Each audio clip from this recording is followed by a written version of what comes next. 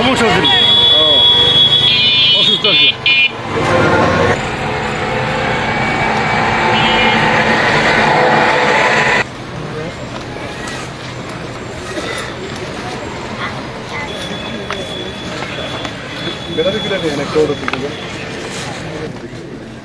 সারা যাইবে দেখুন এই ধরেই নাই আপনারা এইদিকে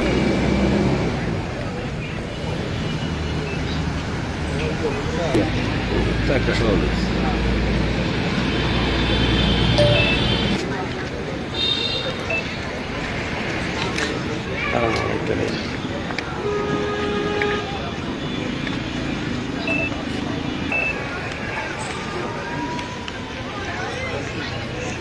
এর মধ্যে ডিজেল ছিল, এখান থেকে ওনারা আনলোড করে যে ড্রামে নিয়েছিলেন। তোর মতো করবো না মানে এখন আমরা দেন পরে কত লিটার পরে আমরা আপাতত 60টা দেখতে পাচ্ছি। এইটার মধ্যেও ডিজেল ফার্নিচারটা সামনে সব ডিজেল স্যার নির্দিষ্ট এটা ভাই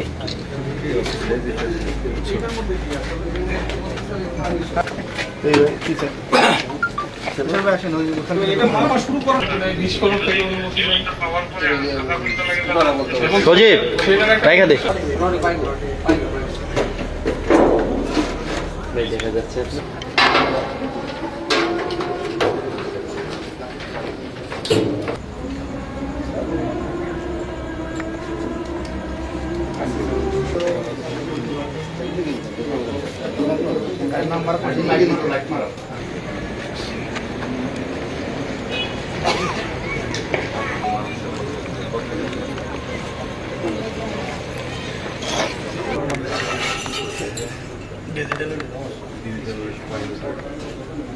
আরেকটা স্পট আছে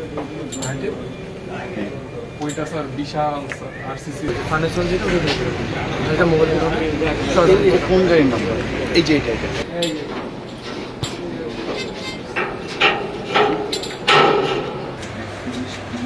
সাব্বির লড়াইস না ক্যামেরা সরা নিচে নামা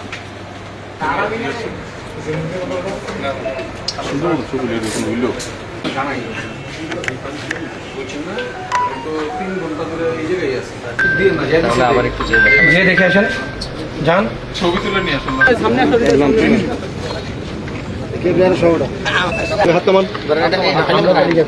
বেয়াদব উনি অনেক বেয়াদব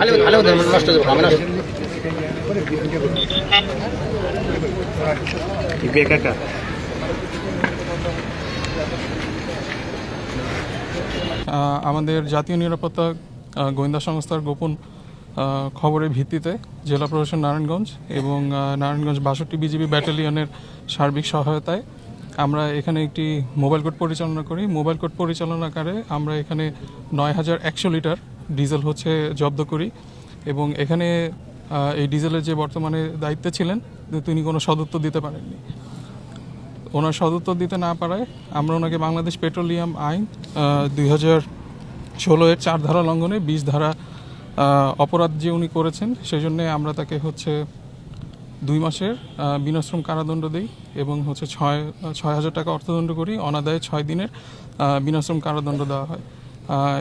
এই জব্দকৃত ডিজেল বর্তমানে আমাদের যে মেঘনা যে ডিপো আছে সেই ডিপোর ডিজিএম মহোদয়ের কাছে এটা হচ্ছে দায়িত্বে বুঝিয়ে দেওয়া হয়েছে পরবর্তী ব্যবস্থা নেওয়ার জন্য এবং এই অপরাধ সংগঠনের কারণে নিয়মিত মামলা দায়ের করার জন্য আমাদের সিদ্ধিরগঞ্জ থানার ওসি মহোদয়কে নির্দেশনা প্রদান করা হয়েছে। এছাড়া যে কোনো ধরনের অবৈধ মজুদ প্রতিরোধের জন্য আমাদের জেলা প্রশাসন এবং আমাদের অন্যান্য যেসব সংস্থা আছে নিরাপত্তা আইন শৃঙ্খলার সকলেই সদস্য আছেন।